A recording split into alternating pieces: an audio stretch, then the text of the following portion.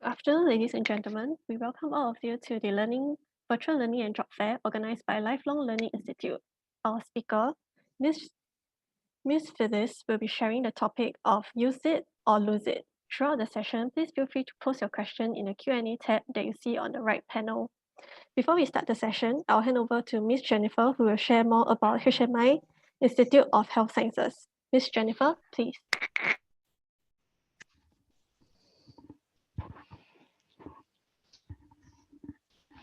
All right. Yeah, thank you. Let me share my screen first.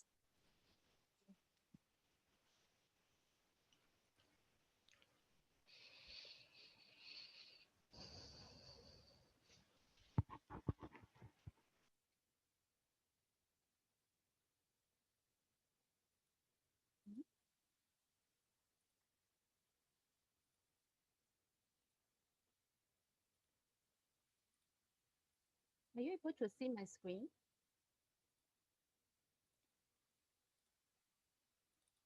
All right. Hi, good afternoon, everyone. This is Jennifer from HMI Institute. Yeah, welcome everyone to our workshop. So before that, let us just share a little bit about HMI Institute. We established in 2002. HMI Institute is the leading private healthcare training provider.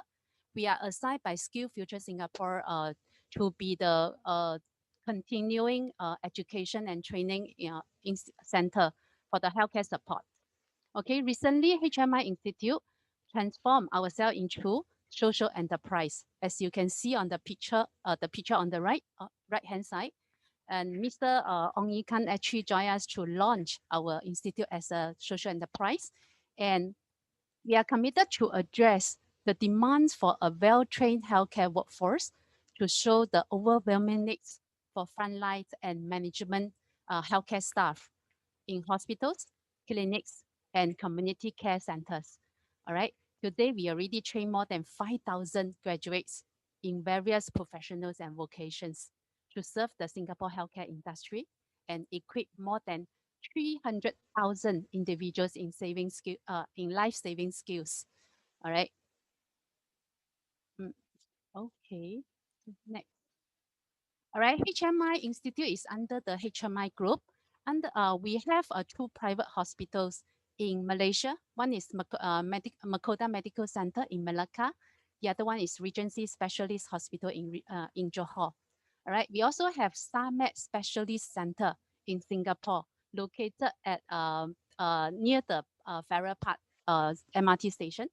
And we have One Care Medical Clinic train in Singapore as well. And HMI is the training arms of the group. Okay, our vision is to be the leading social enterprise offering best quality healthcare education in Asia. Right, our mission is to transform lives and build a healthier society by educating and empower people to care for others. So recently, during in midst of the pandemic, we actually joined SkillsFuture Singapore to offer SGUS program for healthcare support. Under our SGUS program for healthcare support, we have 3 different courses. One is SGUS program for healthcare assistant course. The other one is another one is SGUS program for patient service associate, and also SGUS program for therapy assistant. When you don't want to know more about SGUS program, you can go to the SkillsFuture Singapore website to find out more. I believe it's not new to us now because you will have better government subsidy for the courses and also the course fee and also receiving training allowance for government during the training. All right. So for HMI Institute, upon completion of our courses, we actually help our student, assist our student with job placement. Because throughout all these years, we are working very closely with the healthcare partners and we are located at Devanaya Institute, which is next to IMM. Okay, so if you have any question about the courses, you want to find out more details, you can go to our website or you can send email to our courses at hmi.com.sg email, okay, to register for our course preview. We conduct course preview every week and we share more details about the courses, and you can find out whether any courses are suitable for you. All right. So our next preview will be on 15th and 23rd December.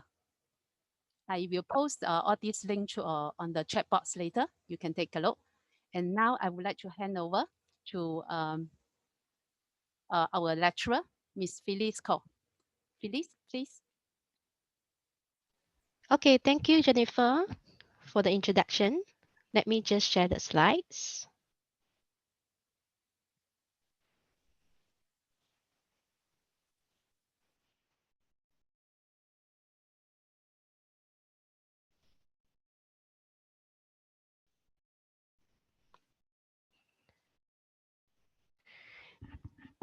Okay, good afternoon, everybody.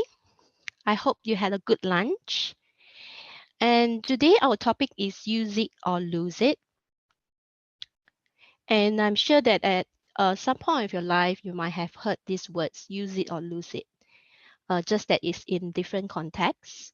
So today we are going to talk about this topic, use it or lose it in an aging context. So hopefully by the end of the talk, you will understand more about what is use it and what to lose it.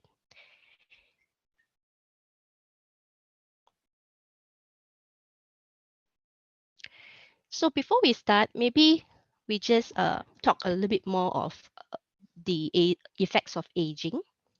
So as we know, our bodies age as changes as we age, and these changes results in changes in our body functions, and in fact impact on our different areas of our body system. It can be impact on our cardiovascular system, our musculoskeletal system.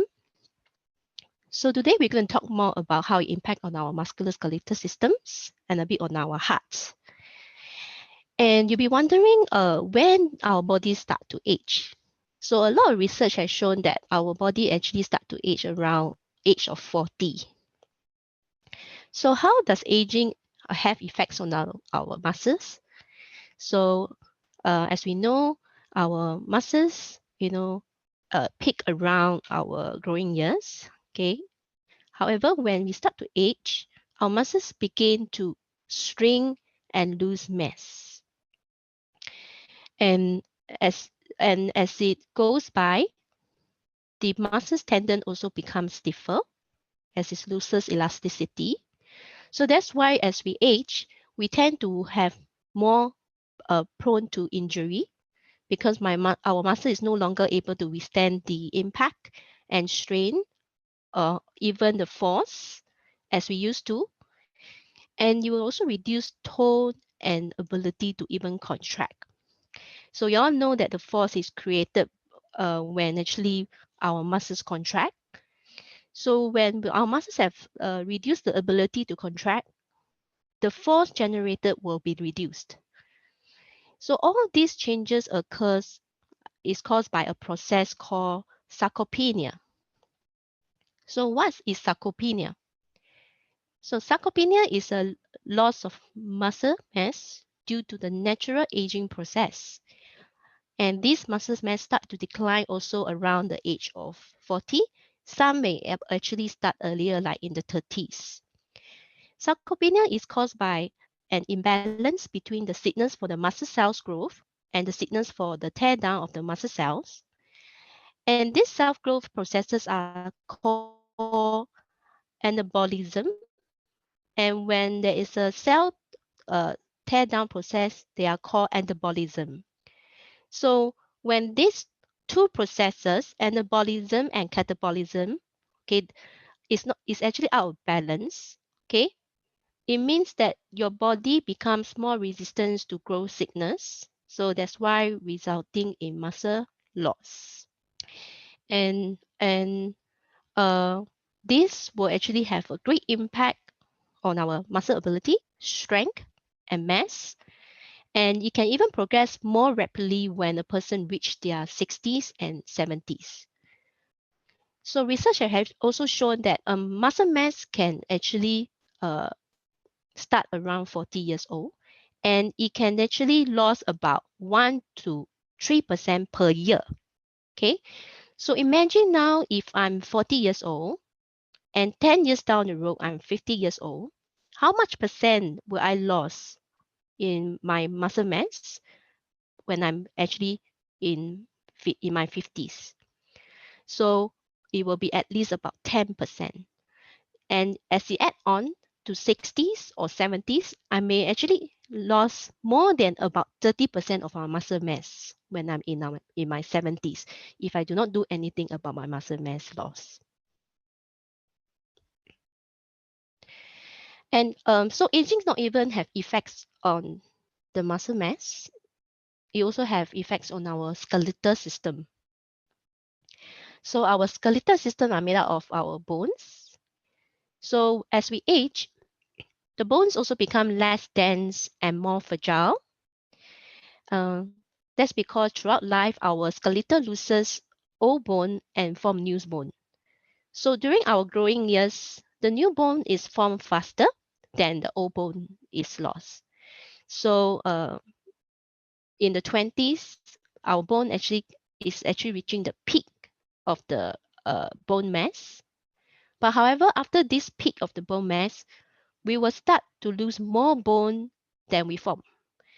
And these processes will speed up as we age. So when our bone loss is actually faster than it is replaced, our bone will become less dense and weak. So that's why we are more prone to having osteopenia or osteoporosis as we age. And when we have more fragile or less dense bones, our bones become more brittle. We are actually susceptible to having fractures. So we all know that fractures can be a very detrimental complications, okay, of aging as well.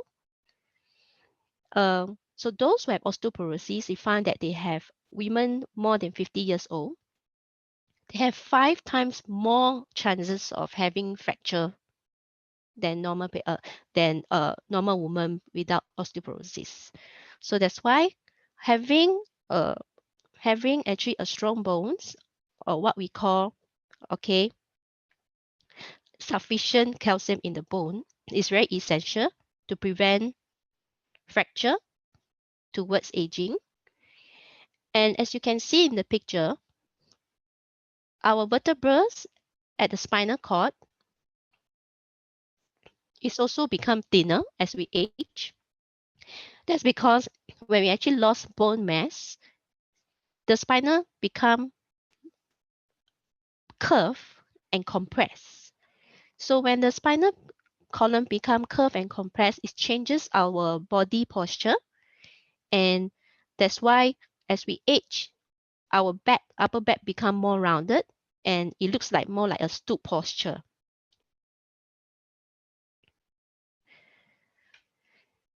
So how about the effects of aging on joints? So we all know that joints, okay, requires flexibility to move and to be agile in our daily movements. We need normal joint movement.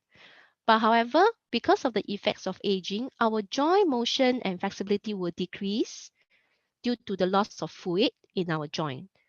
So the joint fluid actually act as like a lubricant in our joint. So that it increases reduces friction as we move in our joint. But however, if the fluids actually decreases, there's less lubricant in our joint, that's when the joint motion and flexibility decreases. And also our soft tissue, like our cartilage around the joint, will also starts to break down. So when it starts to break down, when there's no more like lubricant or protection when we at the joint, so the bone is like rubbing on bone, it becomes painful and can lead to disability. So that's why when we actually age, we have more chances of getting problems like osteoarthritis due to wear and tear of the joint daily.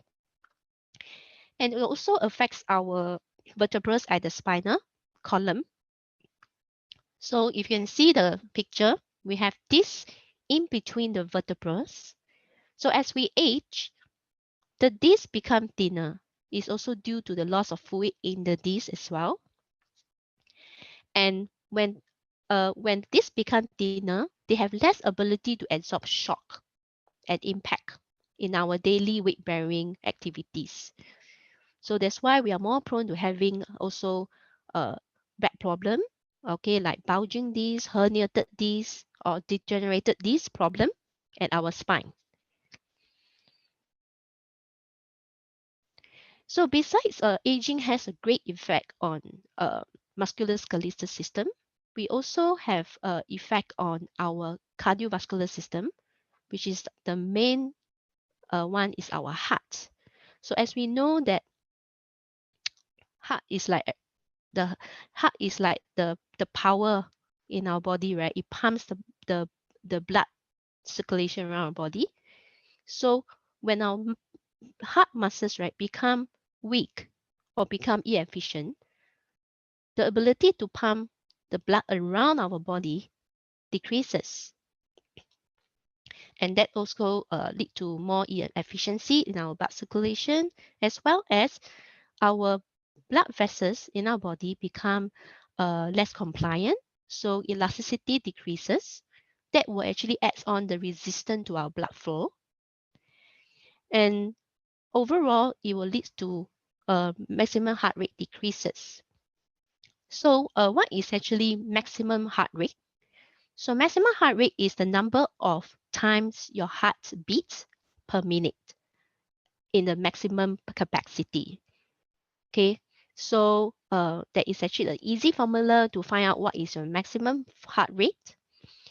So the formula is you use 220 minus your age. So let's say I'm 40 years old. 220 minus 40, my maximum heart rate will be 180. So of course, if my age increases, that means our minus more, that means my maximum heart rate will decrease. So let's say I'm 40, my maximum heart rate will be 180. If I'm 60, my maximum heart rate will be 160. So you can tell that our maximum heart rate really correlates with our age greatly. And as our age increases, our maximum heart rate will decrease.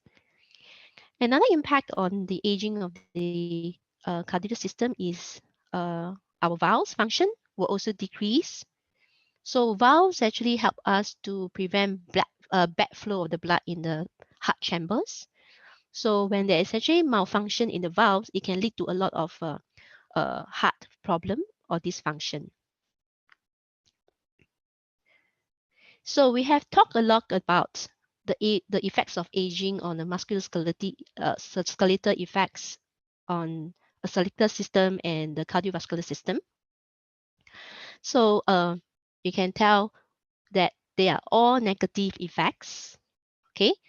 However, now we have a good news. How can we actually counteract and solve this problem of aging on the effects of all systems in our body? Okay. The good news is exercise is the solution. So we have a lot of research to prove that the strongest way to fight aging effects is to keep your body muscles active through exercise. And this has been proven by many research and show many benefits of exercise. So World Health Organization 2000 done a research. They found out that many age-related changes to our muscles, bones, and joints are caused by disuse rather than just simple aging. Looking at the graph, you can tell from the above graph is those who actually led a active lifestyle, who does exercise regularly. You can tell they actually pick their muscle strength and mass, okay, in their early life, okay, and max up their reserve. And when they maintain an active lifestyle with regular exercise, their muscle mass and strength decline slowly to minimize loss. Okay, compared to the one below, you actually start with not so much of muscle mass reserve. okay, because due to most likely inactive lifestyle. And throughout the growing years and towards aging, okay, still maintain an inactive lifestyle, you can tell that the graph actually dip down drastically to show the declination of muscle mass and strength drastically starting from adult life onwards.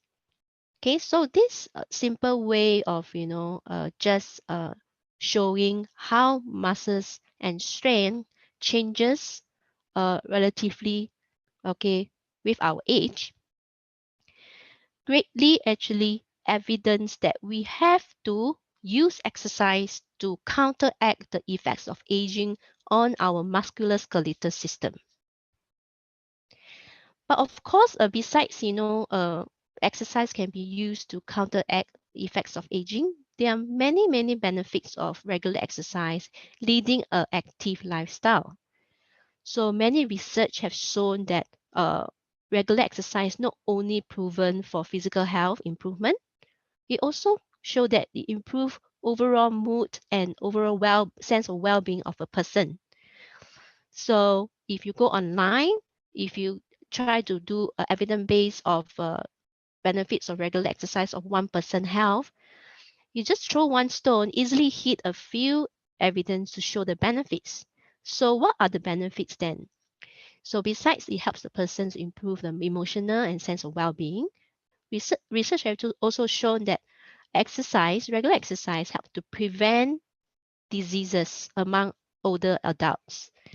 So when you're talking here, we are talking especially to chronic disease such as hypertension, diabetes, hyperlipidemia, stroke, and cardiovascular disease. And not only can act as a prevention for health and prevalent chronic disease, exercise has shown great impact on increasing or maintaining our muscle strength and flexibility, and improve our balance, coordinations, and mobility function. So with improved balance and coordination, we can also prevent falls in elderly as well. As we know that falls is also one of the complication that you want to prevent in the elderly, and is quite and to reduce the risk as low as possible, we can help, especially elderly, to prevent fall with complications, because we know that once an elderly had a fall, especially like a hip fracture, research has shown that 1 in every 5 hip fracture can lead to mortality. And overall as well, regular exercise improve heart and lung efficiency.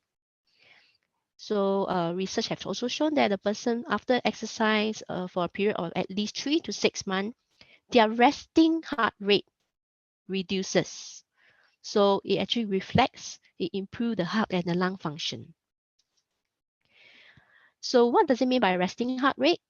So resting heart rate means when you're actually not doing any activity, when you're at rest, the normal heart rate will be about 60 to 100. So let's say the resting heart rate of a person is 68. After exercise, if the resting heart rate becomes 60, it shows your lungs and heart actually improve in their function. So of course, there are many, many other benefits, but these are the 5 main ones that we will talk about today. And it's never too late to start an exercise regime. So if you're thinking of starting an exercise regime, you can actually start with for 150 minutes per week.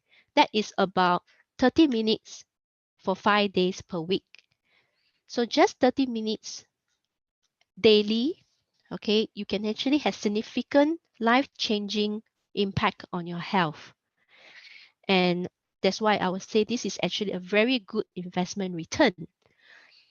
And research have actually recommended moderate intensity will be the best to work on your musculoskeletal as well as your cardiovascular system.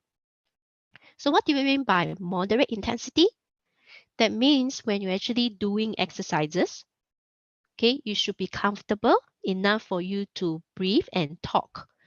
So let's say if you're doing an activity or exercises that result not very breathless and not able to talk, it means that this intensity is too high. So maintain a moderate intensity means that while you're doing exercise, you're still able to talk and not too breathless. And of course, although you don't feel so breathless, you still need to notice load or working on your lungs and heart. So you will see some acceleration of your heart rate as well.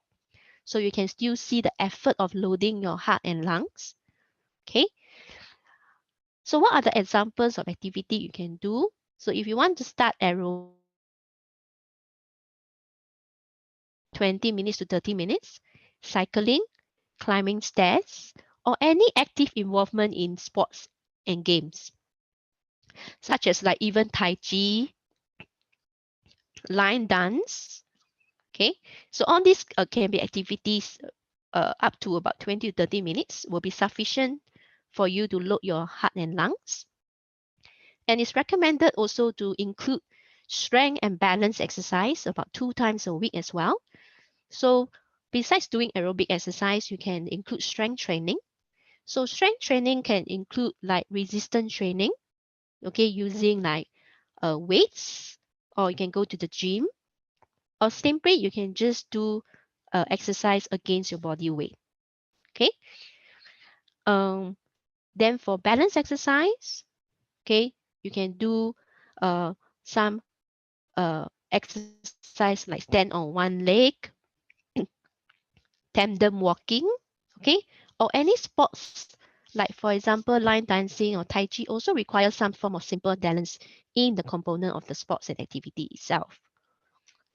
So if you include strength and balance training as well together with your aerobics training, you will be a very good exercise regime to start with.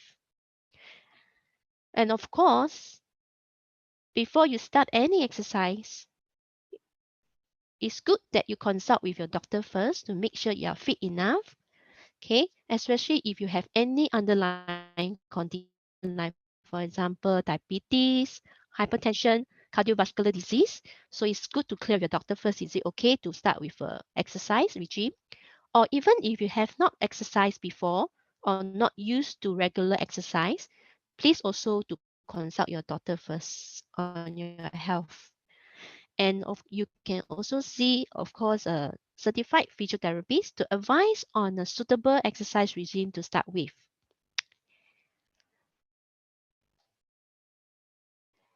So exercise will not only bring benefits to your physical health, as I mentioned, and all other benefits include emotionally, psychologically. It also contribute to healthy aging. So World Health Organization actually defines healthy aging as a process of developing and maintaining the functional ability that enables well-being of an older age person. So what does functional ability refers here? Functional ability is the actual or potential capacity of an individual to perform the activities and tasks that a person can normally expected to do. So for example, what a normal person expected to do daily, like able to eat, able to walk, able to go toilet himself or herself, or even able to do grooming like brushing your teeth, okay, combing your hair, okay. So all these are part of day-to-day tasks that a person will be able to do normally for survival. And a healthy person, okay, should be able to maintain doing that day-to-day function ability even throughout old age. So this is actually the definition by WHO. If one person can maintain to do the functional ability, which is like the day-to-day tasks, independently, even throughout their older age, is considered as a healthy aging. So in order to keep up with this functional ability, it's vital that we keep ourselves active as we grow older. So that, our muscles, our bones, our joints, even our heart still are healthy to keep us going with our daily tasks and keep up with our functional abilities, which contribute to healthy aging. So as you can see in the pictures, I think sometimes a picture speaks 1,000 words. So I hope you get the gist of today's topic.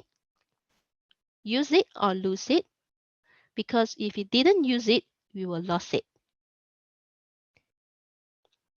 So today I would like to end my talk with just a simple statement from our Dr. Kenneth Cooper. He is actually a very famous US doctor in the 50s. He served in the US Army Air Force. So what he says, we do not stop exercising because we grow old. We grow old because we stop exercising. So I hope that this talk today, use it or lose it, will motivate you to start a exercise regime regardless of age now. And you can actually all work towards healthy aging. Thank you very much.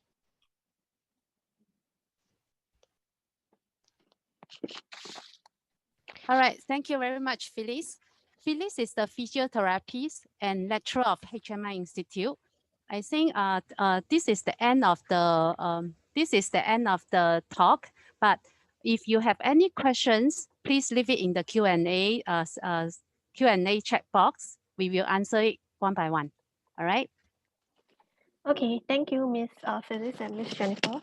Ladies and gentlemen, thank you for taking the time to attend our webinar. Before we end the session, I would like to share with you about Skills and Training Advisory Service brought to you by Skills Future Singapore. The objective of the Skills and Training Advisory Service is to guide Singaporeans to identify their skills and training needs, which helps them to achieve their career goals as well as suitable courses and training providers that cater to their needs. If you'd like to speak to our skills ambassadors, please complete the form by scanning the QR code. Our ambassadors will contact you within 2 to 3 working days. Do assist to enter JALF for question 8. How do you hear about us when you're filling out the form?